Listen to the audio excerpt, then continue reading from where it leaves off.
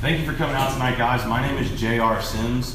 I'm the chapter director of Startup Grind Tallahassee. Startup Grind is a Google-backed event. It's present in over 200 cities in the U.S. and 98 different countries. So having a Tallahassee chapter really kind of puts us on the map of Startup Grind, which is pretty cool. I say that every time. It's kind of like my little spiel to get started. Today we have Penny Delivers here, co-founders, and so I'm going to let them introduce themselves. But before we do that, I want to get through a couple thank yous. So first off is our sponsor, the Florida State University Jim Moran School of Entrepreneurship. We really appreciate their support. They get a lot of students here each month, and so we appreciate that. Secondly would be Kenzie and Sabrina and the team at Domi Station. They open their doors every month to host this event, and that means a lot to me and Startup Grind.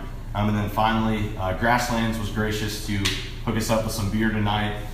So before you go, make sure you fill your cup up again. So we'll go ahead and get into it. Why don't you guys go ahead and give me a little bit of your background, introduce yourselves a little bit, and then we'll kind of jump in from there. I'm Bryant. I graduated from FSU a few years ago now. Worked on a number of startups here. Penny's the most recent business that's now rolling. Been working with Connor on a variety of these projects for a number of years now. And learned a new lesson each time, and happy to talk about it today. Awesome. I'm Connor. I'm a full stack programmer. I've been doing that for about 5-6 years now. I'm in Tallahassee, various startups. Been working with Bryant for almost the entire time. Companies like Stadium Runner, Penny, and yeah, just Great. So my first question is it really just a penny to get some food delivered? Because everybody wants to know, is it really just a penny? If I call Penny Delivers, it only costs me a penny to get the food, plus the cost of the food. Yes, with a tip to your driver, which is always appreciated. Okay, gotcha. Little plug there. Nobody's forcing you to do that, but right. Basically, good people tip. Yeah, fair enough. So talk to me about that though, because that's an interesting business idea. Because I feel like you guys probably have gotten cases where, do you think people go, wait, Penny Delivers, how is that even a business model? Mm-hmm. They need to make 100 deliveries just to make $1. Yep. I'm sure you've heard that before. Talk to me a little bit about that. So when we first started delivering, which was June 2015, we had about 10 restaurants. We had started the whole thing, working on it, working on some of the technology, taking some previous tech and repurposing it. We met up with a guy named Zach who started Z-Baked, and one of our other partners from Stadium Runner. And basically, the first thing we did was run an ad, about $100 behind it, that said Guthrie's delivered for a penny. Was that on Facebook or something? It was on Facebook. Okay. Nobody delivered Guthrie's, and nobody delivered it for a penny. And most of the comments were, this is a scam, this is fake, this is going to go out of business, this is like, scam was the key word there. Right. So yeah, you get that a lot. That whole genesis for that was like, we sort of originally we had worked on another thing called Stadium Runner, which was concession delivery. We had built a team and a lot of technology, essentially working on the wrong problem with that. And, we had met up and we started talking about this idea of same-day delivery. And we kind of there was a series of late-night conversations. We had a little office over there and some whiteboard walls. And we sat for a number of hours talking about how delivery is done by everyone. Everyone from Z-Bakes to Postmates in San Francisco. And, without writing a whole dissertation on it, basically we figured out that there was a way, if you could be efficient enough, that you could deliver the same thing for free and charge the restaurant less and do it essentially just as fast. And nobody had thought of that before. Nobody was doing it exactly like that. Right. And the first thing we thought of was, it can't be that simple, right? Well, it is and it isn't, right? Obviously, everything's harder than you think it's going to be, but the things that work in this market, you know, they may not work in every market, but in this market, we were able to figure out that if you could hit a certain efficiency metric, it's very possible. And nobody, you could say nobody, I mean, you never want to say like no one's doing it, no one's thought of it, but nobody was apparently doing it because it didn't really occur to them that, you know, it was valuable, right? It just makes sense. It's like if FedEx started doing free delivery, it doesn't really even occur. It's like you're paying for a service, so the idea of not paying for it is kind of a novelty. Right. You know, if you want to. Yeah, no, I mean, it started free. A penny was kind of a novelty, and that really took off from there. Yeah, I'd almost rather pay y'all a penny than get it for free because I feel like that throwing a penny is kind of cool. A penny that was the whole thing, is it's not free. Because I said, well, it's either going to be free or it isn't. Right. I said, if we charge even 1 penny, it's not free delivery. And then Zach said, well, actually we could charge 1 penny and we could call it penny, and that's actually better because it's freer than free. Okay.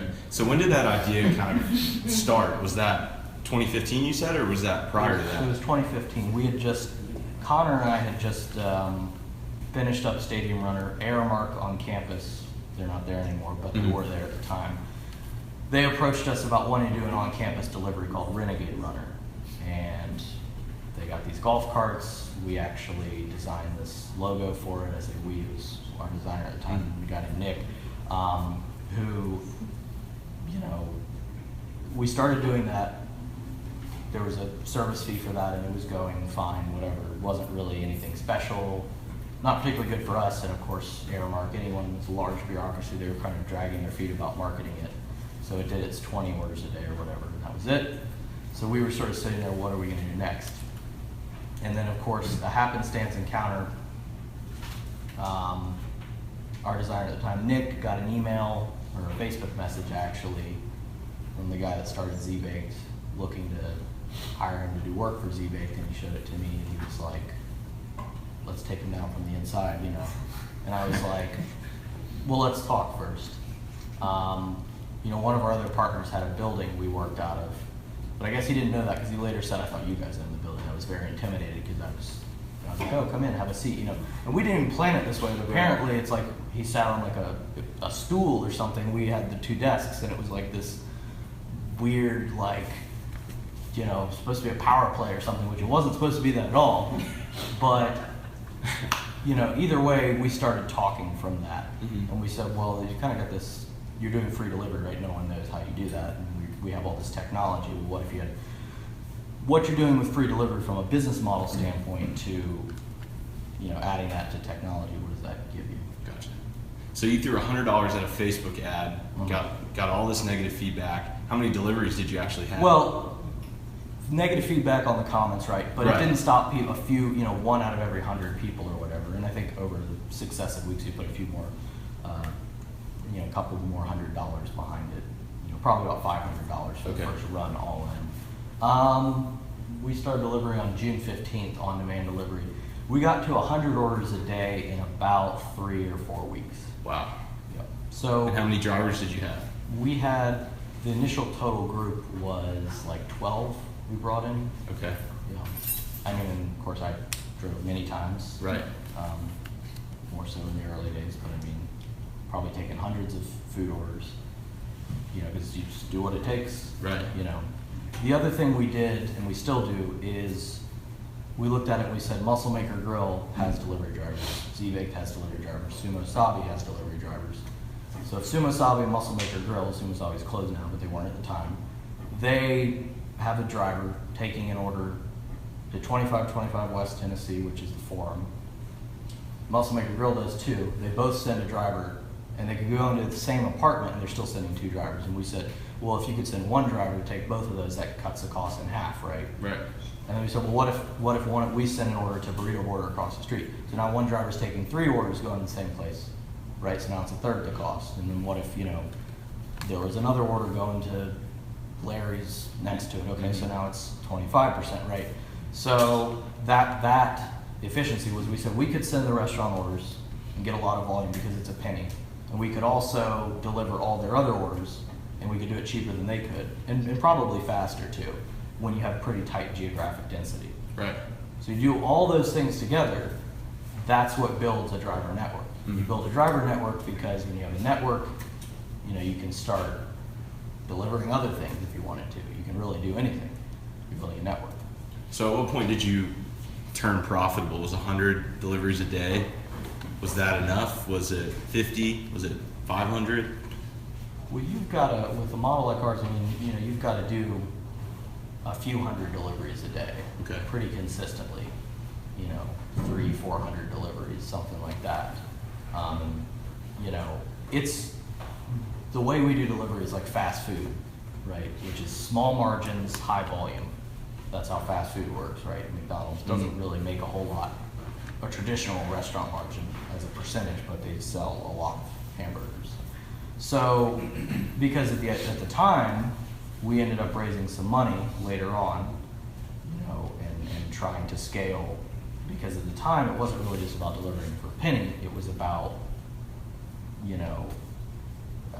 trying to build a driver network as quickly as possible. How do you get lots of volume to do that? You need lots of volume, right, of orders. How do you get lots of orders? You make the barrier to entry very low, free delivery essentially. And so all of that was part of one kind of cohesive strategy to achieve that. Okay. So it wasn't about designing, the most profitable as a margin model. It was about designing the fastest scaling model in terms of volume, because that builds the network the fastest. So Connor, would you touch on the technology side? Maybe you don't want to share specifics about what you guys designed, but you said you had some stuff from previous, ventures and things that you were working on that you kind of brought in. You seem to me like the guy that's kind of working behind the scenes maybe on that stuff. Could you tell me a little bit about it? Yeah, so a lot of the technology was actually brought over from Stadium Runner.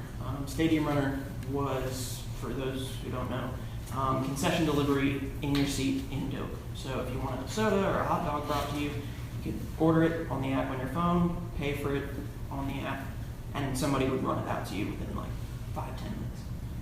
That was the idea. A big piece of the technology in that was these remote printer boxes that we had to install in each concession stand. And we had, 12 concession stands or something? About 20. Maybe 20. Yeah. And you had to put a remote printer box in each stand to make sure that the ticket for whoever ordered their food printed at the closest location. So those boxes we brought over from Stadium Runner to Penny to put into the restaurant.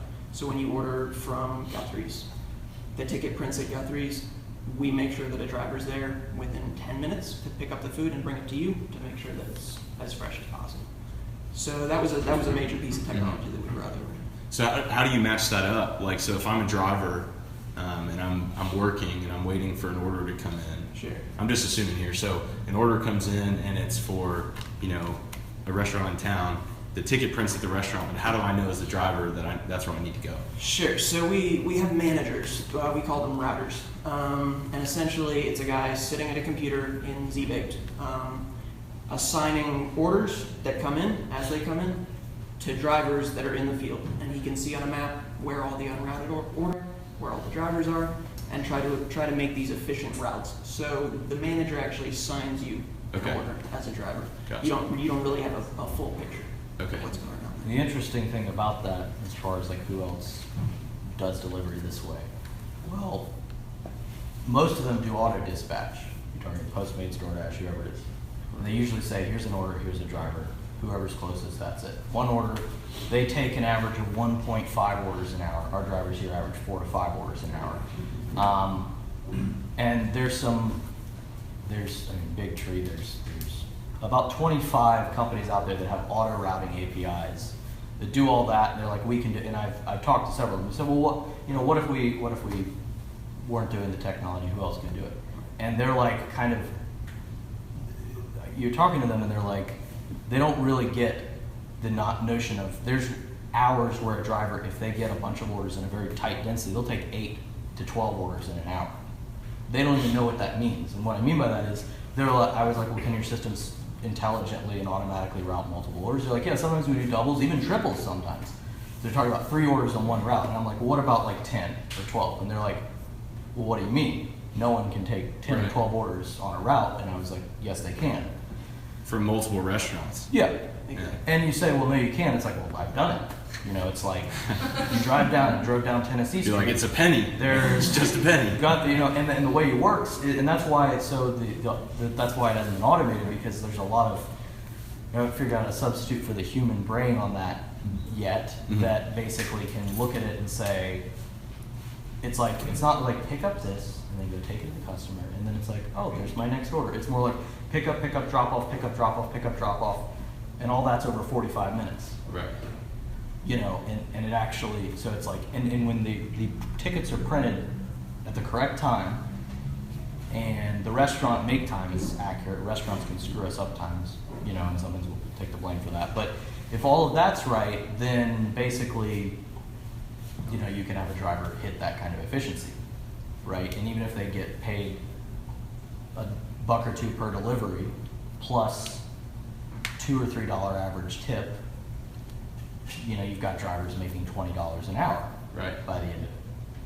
You know, and when you're hitting that kind of thing, it's like, oh, so now you have a system where you're saying, oh no, it's like, so the customers gets it for free. We go in and we're charging less commission than most of the other companies, and the drivers are making more money on average.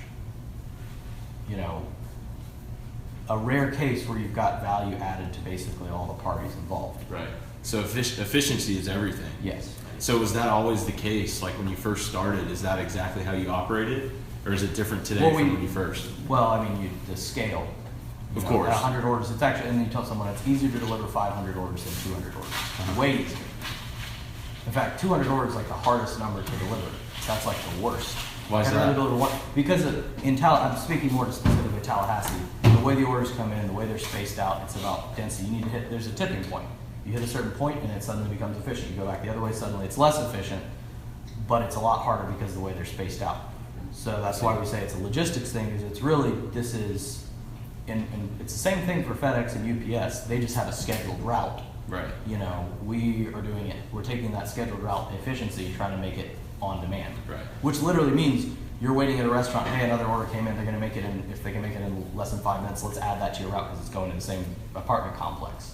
That's something I haven't seen a whole lot of others do. Sometimes they kind of try to do that, but it's like, there's just a lot of real-time inputs that go into forming that route. Yeah. That's why Penny at its core, you call it a logistics company. Yeah. Right. Gotcha. So have you thought about, like, you know, there's all this talk about automation and self-driving cars and this kind of thing. Have you thought about how that might affect your business model? Is it even a concern at this point? Yeah, I mean, the self-driving cars have, you know, if you look into that, there's a lot of barriers involved in, usually on the regulatory standpoint, and the different layers they peel back. Like first you've got, you know, replacing a driver for either ride sharing or a cab, right? And then you go into like the mechanics of coming up to my apartment to deliver food once everyone comes out of food. It's like there's a number of layers that push that off by a number of years. You know, I mean, you got to have a self-driving car. If we're going to have a self-driving car, it's like, well, I'm not making a self-driving car. Right. Somebody is working on that, not us, right? Unless Connor is, and he's not telling you. So, is it an easy pitch to restaurants to let you do this? Have any restaurants said, no thanks, we'll deliver it ourselves? Yes, they've tried, and they usually regret that decision. Because here's the first thing. Okay, so first of all, Doorstep was charging 35% to the restaurant. Okay. Okay. $4 delivery fee to the customer. 59-cent processing fee. Okay. Average delivery time of 2.5 hours. Driver got paid $3 drop. We said, hey, that's pretty good because we had some Doorstep drivers apply. I said, oh, but then they charge us to use the heater bags and everything. I was like, oh, so you make like $1 over. Yeah. Pretty decent average tip though. Okay, so that's the silver line.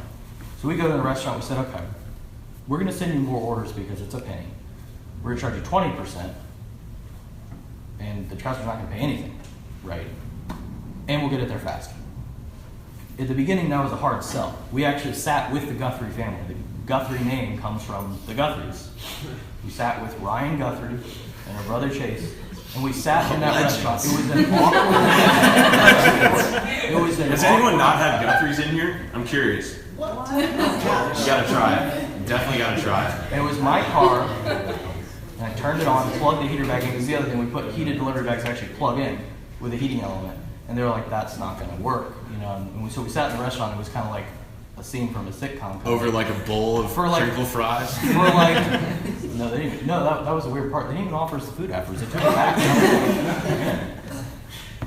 And so we sat there, and like they waited we sat there for like 45 minutes just with the fried food in the bag, and we were like, you know, and then she took it, she was like, it's a good chicken dinner right there. I was like, I'm glad to see you're proud of your work.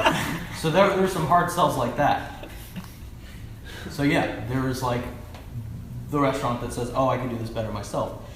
So now it's not the same, and that's a hard sell. Wells Brothers, okay. You've got Wells Brothers, Midtown Caboose, same people. We said, hey, we're going to turn you on. For a while, they wouldn't. And we said, oh, well, Doorstep called me. They said, if we go on, they're going to, sue us or something. I don't know about that. And I was like, well, let's try it out. He was like, I want to try it out. He's like, but you gotta beat Doorstep. Between both our locations, per week, they send us about $1,200, something like that. So you have to beat that. We said, okay. We weren't even in town, actually, so we turned it on like that night. We didn't do any advertising, we didn't do anything. We just put it on the website. In the first weekend, they did about $3,000 in sales. Wow. And he called up Doorstep and said, I'm off. And he called up us and he said, if they want to, let me know if somebody wants to sue anybody. I want in on that action. And the weird thing was, we weren't like, oh, it has to be exclusive. They're like, no, it's exclusive. And we were like, no, you can deliver with, look, you go to a major market, every restaurant delivers from 10 different providers. We were like, it doesn't need to be exclusive.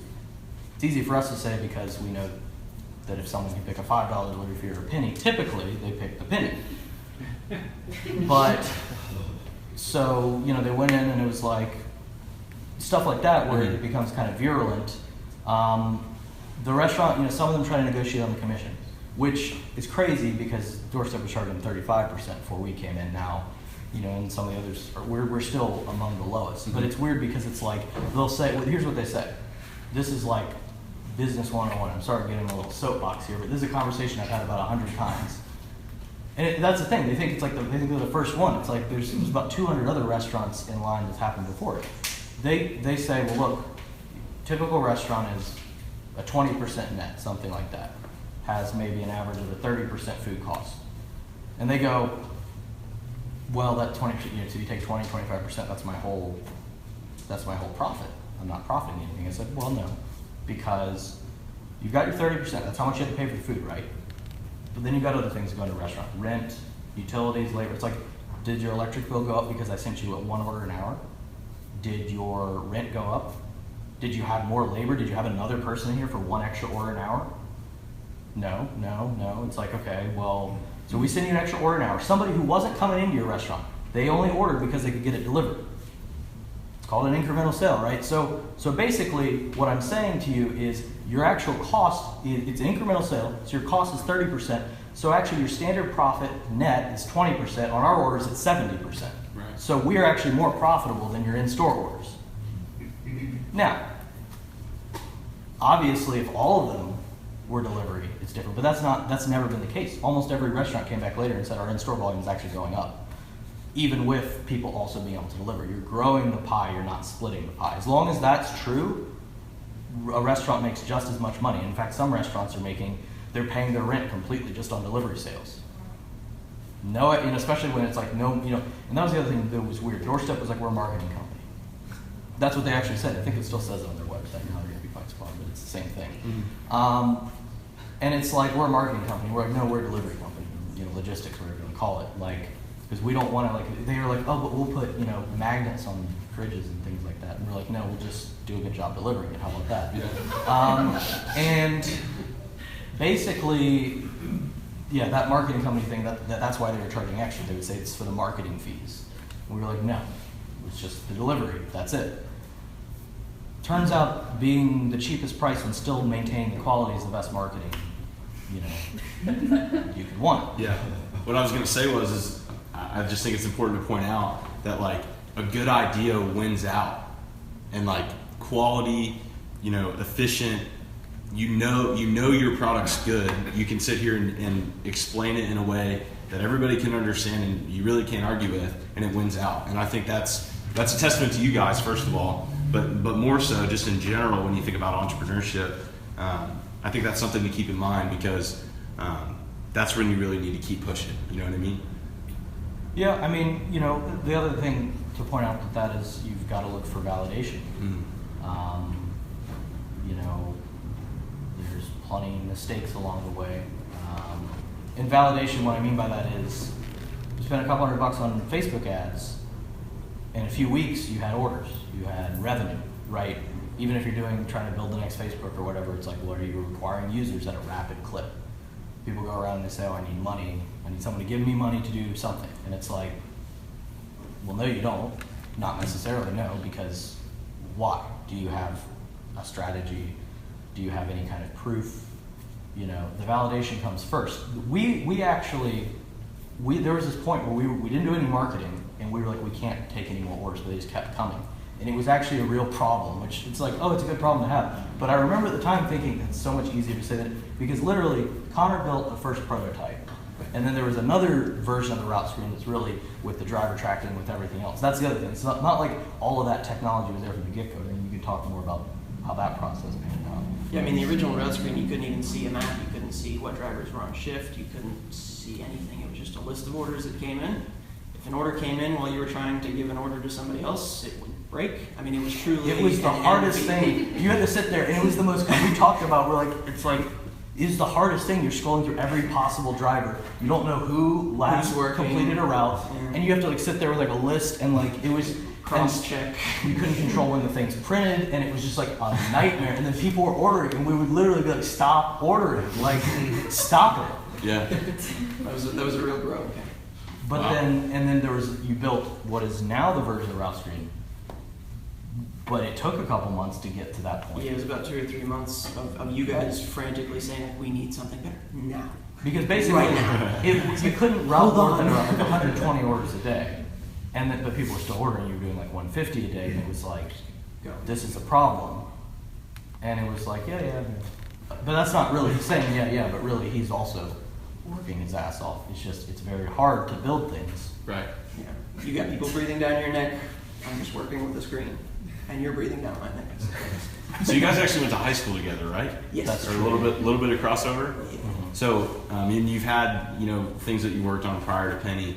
Was there ever a time where y'all didn't see eye to eye, where it was like you had to hash some things out, or any funny stories that you'd care to share? Yes, there was a time, multiple times, where that happened, because I think anybody who has worked closely with anyone can agree to that. And anyone says, you know, everything was great. It's like, well, that's probably a lie. But, you know, I don't know, I mean, a specific story. Not one that I can think of. I mean, we went to a film school for high school. That's where we met each other. So okay. We worked on films together. You know, he was a director. I was working under him. I was a director. He was working under me. Things like that. Sometimes you don't see eye to eye, but you kind of have to sit by the wayside and respect what the person wants to do if it's their thing. But that's kind of the nature of a partnership. Is you do have to do that give and take. So you're not always going to see eye to eye. Is there anything you would have done differently? Maybe specifically with Penny, or just in your growth as an entrepreneur? How much time you got? I'm gonna leave this one for Connor. I think I would have focused more on market validation in the beginning, rather than trying to look for investor money or trying to build the next big thing. Because you get caught up in the process of trying to make it, and you kind of like what you're doing a little more than the end result. Right. So just not getting caught up in the process, being able to pull yourself out if you've been working 12 hours, and say, look, hands off, here's where we are, here's where we want to be, everything else is just kind of in between. So I think that's the biggest lesson that I learned that I wish I had known earlier on. Just an example of that was, we raised money to go to Atlanta, so we have to prove a major market. In retrospect, probably would have been smarter to focus on secondary and tertiary markets, your Tallahassee's, Gainesville, Tuscaloosa, Pensacola's, etc. And we were like, oh, well, we have some money now, we've got to get an office. Do something with So it. we've got a 4,000 square foot office in Midtown Atlanta. It's like, well, we'll have everything under one roof, and this is what you need to do, right? Because this is what you're supposed to do, because somebody at some point said that. It's not what you're supposed to do. We should have just gotten like a tent or something. Still paying for that office, by the way. Not using it, still paying for it. Does anyone need an office? There's an office in Midtown. It's there. You don't want that office. You don't want an office. It's not. That's the thing. It's not I want an office. It's I need an office. Literally. Right. Like. And I've heard people come to this and say, "Oh, we're gonna get an office," and I'm like, "An office? Try a tent. Yeah." I mean, there's just so many things like that. Without spending too much time on it, that it's like.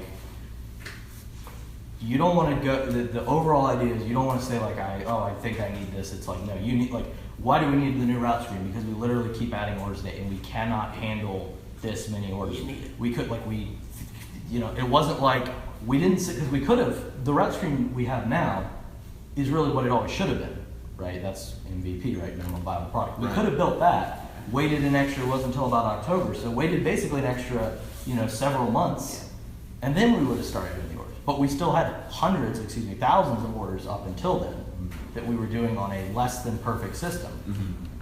Because in that validated, okay, people actually do want to pay a penny for delivery. Because there's a possibility they didn't.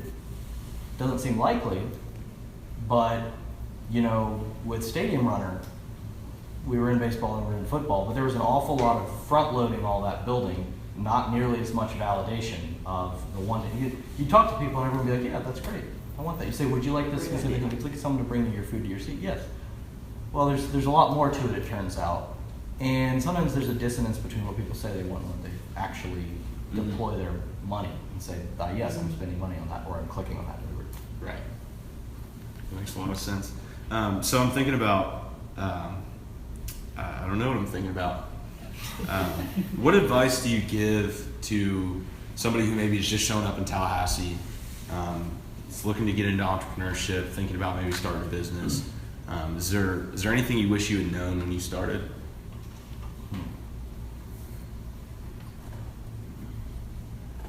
Make friends with everybody.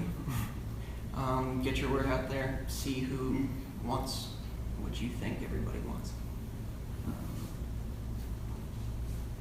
It's going back to the validation. Yeah, I was going to say validation all over again. Apart from that, I mean, knowing when to take money and knowing when to say no to money. How did that process go for you guys? I'll let Brian answer that. Well, specifically, how does that go? Let's see. Or maybe just pro tips? Pro tips, I can tell you the secret to, at least in my experience, who knows, I'll probably, the other thing I can bet on is probably a year from now I'll say everything I knew before was wrong, and then the year after that I'll say the same thing. It's like if you figure out your cost of customer acquisition, which is one of the hardest things to actually figure out for sure, but it's actually very simple, right? Simple in principle, hard in practice. But if you figure out how much it costs to acquire a customer, $10. They buy from you $10 a week is what they give you, right? So you know that you've recapitalized that in 2 weeks or whatever the actual margin is. If you figure out what that is, you figure out what your capability to scale something is. Or not scale, it's not that everything's $1 billion. Scale in whatever capacity you're talking about. It's like, well, then it's very easy to raise money because it's just a formula. Money is an accelerant to put fuel on a fire. So many people are looking at it as a way to justify the starting point. It's like you're not trying to justify the starting point, you're trying to put fuel on the fire. We continue to raise money, and even all the money, it's like you get a lot of money come in, and then all of a sudden there's such a thing as too much money, or it's still based on certain assumptions, and it's like, yeah, we're going to redo some of those assumptions if we could. But that's generally not the problem. And people say, oh, there's not, the capital flow in a place like Tallahassee isn't what it is in Silicon Valley. It's like, well, of course. But even that's really not the core of the problem. There's nothing wrong with operating a very profitable lemonade stand, in other words. Not everything needs to be like, oh, we burn a significant amount of money, we don't do anything. The other thing is understanding who your customer is. We took a lot of things for granted, which was we were very close in age and lifestyle to who a lot of Penny's core customers are. With Zach's experience with Z-Baked, he was already delivering to his customers. And he had the restaurateur perspective, so when you went to a restaurateur, you could already speak to them and say, like, and if they try to tell you, oh, my food costs are really this, like, well, either you're out of business or your food cost actually isn't that, right? You know what their side of it is too. So all that knowledge going in, but going in and saying, I have an idea for space X, like, do you know anything about that space? Do you know who the customer is? Have you found them? Have you talked to them? We didn't necessarily do all of those things because in a sense we had already done them. We were already familiar with what their needs were. Right. And I don't think we acknowledged that consciously at the time, but looking back and saying most people's problem is they don't know who their customer is, they haven't identified them, they haven't met them or talked to them, they haven't figured out what they need or what they don't need. Well, we had done that, we just didn't realize it until looking back. Gotcha. So are you in other markets besides Tallahassee? Just Tallahassee right now. Okay. We went to Atlanta, and that didn't work out. Gotcha. Because we tried to prove a major market. But the whole try to prove is based on the assumption that cost of acquisition is less. Cost of acquisition was like nothing here because Right. it spread. Bigger market, lots of noise, much harder to acquire customers, at least as if you're planning on spending no money. Right. So we decided to come back. And then we decided, well, do we want to create the best stable piece here? There's actually a company in Atlanta called Zifty. We know the owners, we even talked at one point about merging with them. They've been there for 13 years. They predate Uber, they predate Grubhub, they predate like everyone. They once tried to go to Houston, blew up in their faces, and they stayed in Atlanta. Granted, Atlanta's a bigger market than Tallahassee, but they decided that that's what they want to do. And even with every player in the national delivery space has a presence in Atlanta, they're still doing just fine because all they've done is actually grow the pie. So they're not focused on, because you need to at that point you're actually talking about more in the traditional raising money sense and burning through money to accelerate growth and real big cash flow needs. That's a totally different road. We decided we didn't want to go down that road, and it's not worth us pursuing. It took some realizations and some proof and disproving some assumptions to realize that. But we decided we were more interested in being, at least with this, more interested in being like a Zifty Right. for this community because we already had a strong connection, strong roots here. And that's another, I guess, important thing is like the whole like, when do I keep going? When do I pivot? All that other stuff. Great point. So you guys have been in Tallahassee for quite a while now, not just with Penny, but just in general living here. From your perspective, how have you seen, I ask everybody this, how have you seen the entrepreneurship community in Tallahassee grow? Does it look very different from when you first got here for school? Absolutely. I mean, I remember coming to Domi, first day it opened, there was nothing in here. Just seeing people talking, seeing that there was already a community of people that were interested in coming to a place like Domi, and it's cool to see Domi grow into what it is today. But there's definitely more of an entrepreneurial spirit and a community than there was 6 years ago when I first came here, looking for the same thing. Awesome. Yeah, I mean, I would, certainly that's how it's changed and evolved. I mean, it's sort of like the next step with all that is sort of like, I think maybe the thinking has shifted. There was a point, there was a thing pre-Domi called like Silicon Valley. I don't even know what that is, but I've heard it. I don't know what it is. I don't know if I want to know what it is because I don't like the sound of that because that sounds like not the right type of thinking. The right kind of thinking is focusing on the fundamentals. Because at the end of the day, there was a company that had more funding than us, whose color was also blue, called Favor. Started in Austin, Texas. They expanded like 10 markets, one of which was Atlanta. They got there after we got there, and they left before we left. And now they're just back in Austin. They do well in Austin. That's it, Yeah. right? That's the case with Zifty. That's the case with a few, depending on what they're doing, where they're going. And so, with that, it's sort of like an emphasis on 1 + 1 still equals 2 for any business, any industry, and that, it's like, I think originally the thinking was more like everything has to be the next Facebook. Now it's starting to shift a little more to what are sustainable good business practices, regardless of what your ambitions are. And an emphasis on that is what's going to allow that community to continue to flourish. Right. Awesome.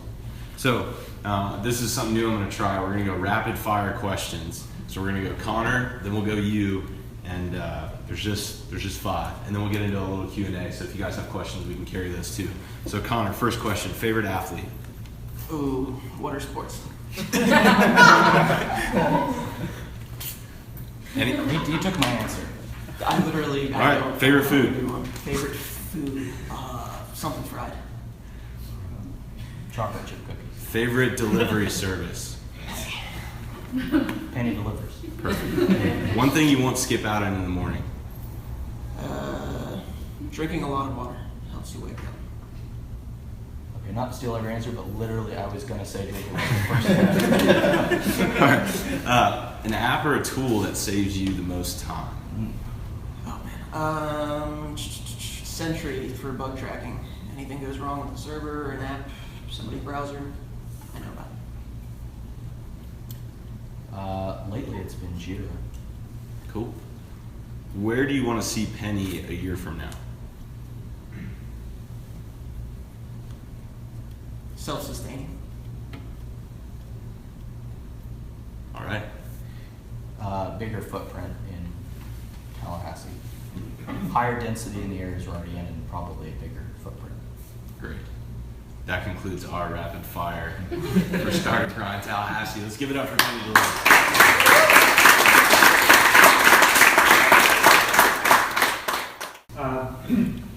I think Amazon is something we're all aware of, and I'm a big Amazon Prime, buy way too much stuff.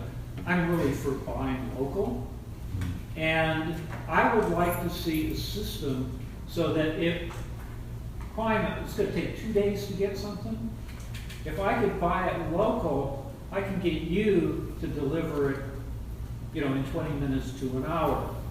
I could get it, if somebody had to set up, the post office could pick things up from, I need something from Lowe's, they could deliver it in the morning if I didn't need it in an hour.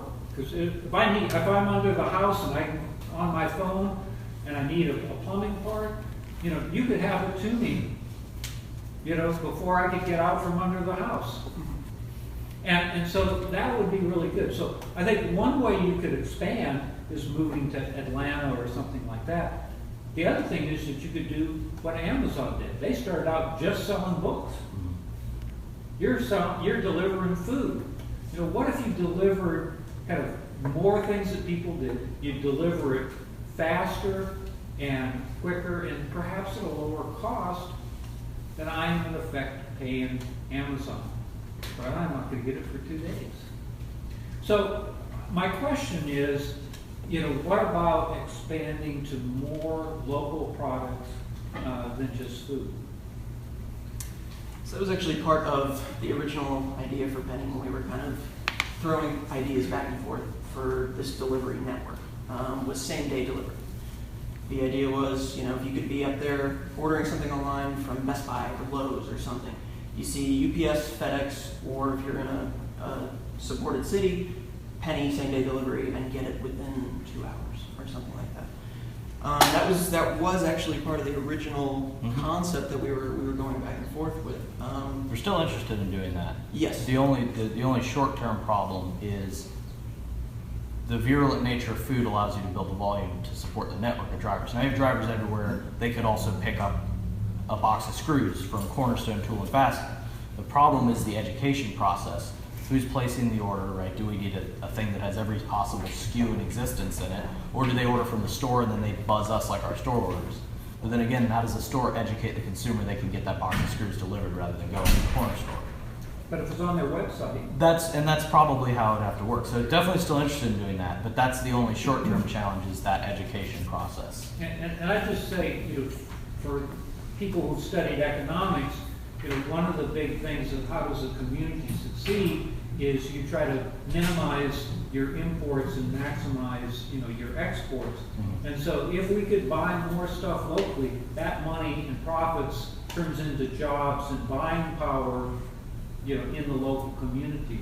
And so I think there's a justification for local government or somebody to support, this kind of effort because it creates a 3 times multiplier in the local economy, the more we can buy local. Right. Thank you. Anybody else? Were other companies like Zifty doing a penny, or were they charging more? No, they all charge, I say all, but everyone I've come across is charging on the low end $2 or $3, on the high end 7 or 8, or Postmates doesn't partner with every restaurant, so there's some things that they charge $25 or $30 for as a delivery fee.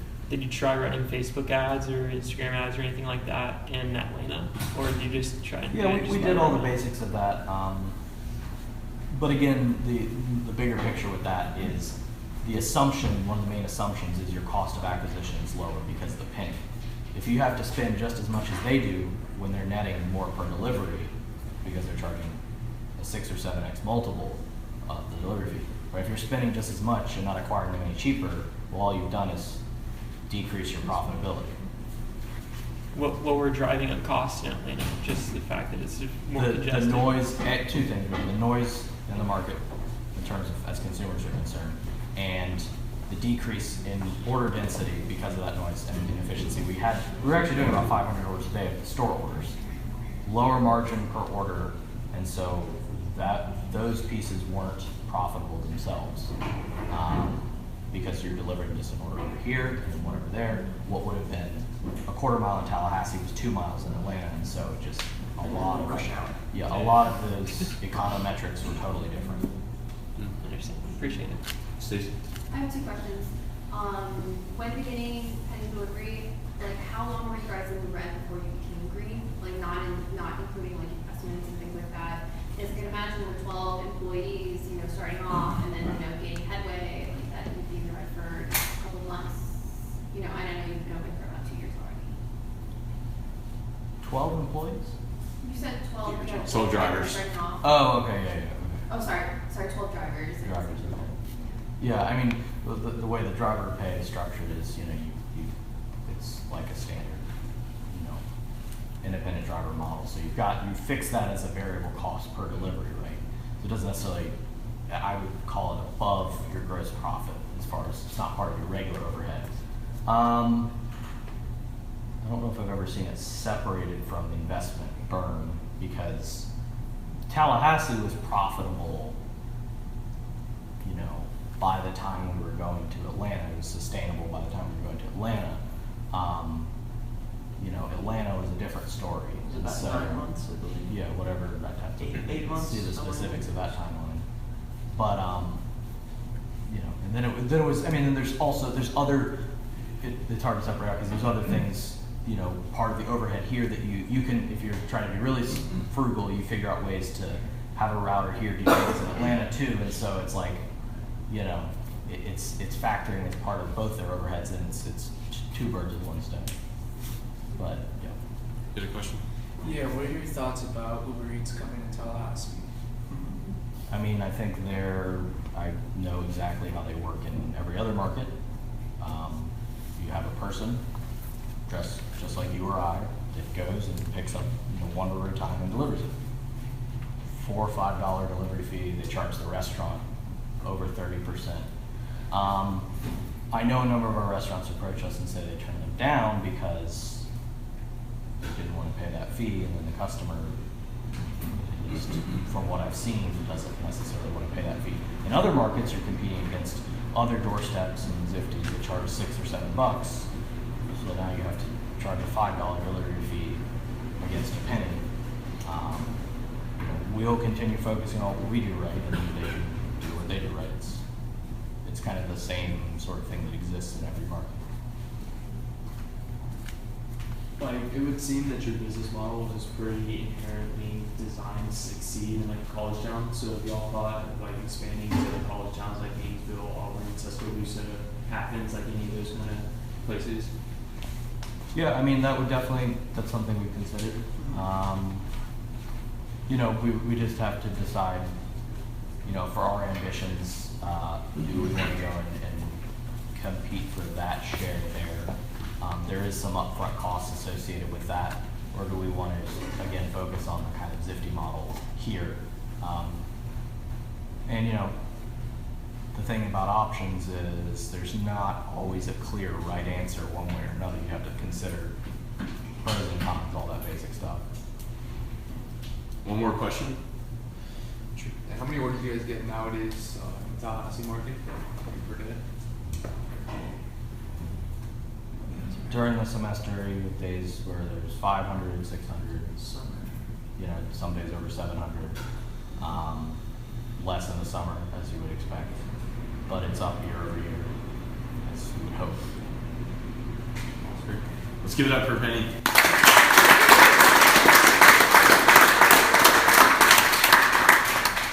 Thank you guys for coming on for Startup Grind, and thank you everybody for attending. We'll be back next month in August, so stay on the lookout for that, and go Knowles. Appreciate it. Appreciate you guys.